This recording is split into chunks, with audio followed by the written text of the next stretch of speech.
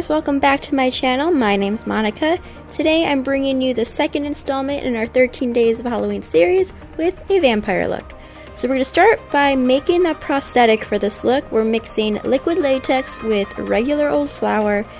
This will create a paste, and then from there we're just going to start plopping this on our face cast in the shape of the brow bone that we're kind of going for. Once I've plopped that down, I'm just using my finger dipped in regular liquid latex to start smoothing out all those edges and creating that shape. Once we're done with the brow bone, I'm then moving on to the nose. So I'm going to take some of that latex paste and start placing that around the nostrils of the nose. I'm going to be going for a kind of bat-like nose today.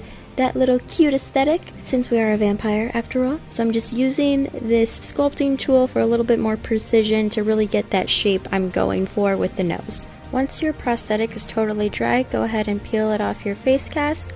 Put some Prozaid or spirit gum on the back of it, adhere it to your face, and then you're good to go.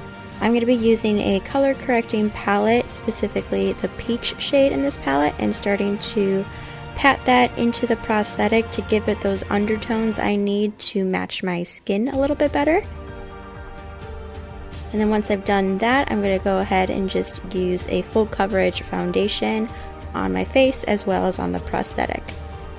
I'm making sure to use a sponge to push this into the skin rather than a brush or anything else, because I don't want to be creating streaking motions, especially on the prosthetic, because it's not a very porous area like our skin. So we got to make sure to really pat that into those areas in order for it to get the coverage that we need and stay on that base. And although I didn't record it for some reason, I did go ahead and place some translucent setting powder over everything on here to really, again, just further set that foundation. I'm then going ahead and prepping my eyelids for some eyeshadow, taking a dark red eyeshadow and starting to place this all over the lid, really blowing it out, pretty much taking it all the way to the hairline, following the brow bone shape. And don't forget to also put this on the lower lid as well. I'm then going in with a brighter red eyeshadow, following the same shape and just kind of brightening up that eye area with a little bit more red. I'm then taking a black water activated face paint and using this to paint in the nostrils of the nose. I'm then going back in with those red eyeshadows and using this to color in the front of the nose area to really make it stand out from the rest of the face. Then taking a brown eyeshadow, I'm going to use this to contour the nose as well as really go in and show off all that texture and divots in the brow bone. Again, giving it more of a shadow effect everywhere and really bringing some of those features forward.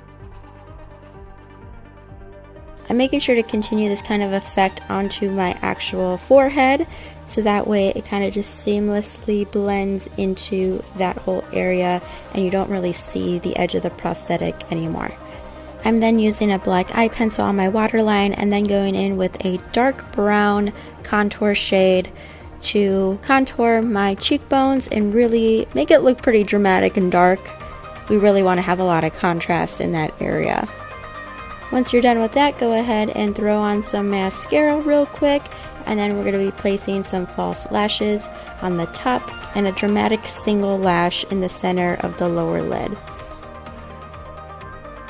I'm then taking that brown eyeshadow again and placing a little line in the center of my lower lip, and then just going ahead and kind of dirtying up my lips. I still want to keep them primarily pale, but just going in the center and adding a little bit more depth in there. Then I'm taking a brown water activated face paint, and on a brush I'm using this to kind of give a splatter effect onto my skin. And I'm not doing this too heavy handed, but just kind of give it a texture, almost like a freckled effect, but a little bit dirtier, if that makes sense.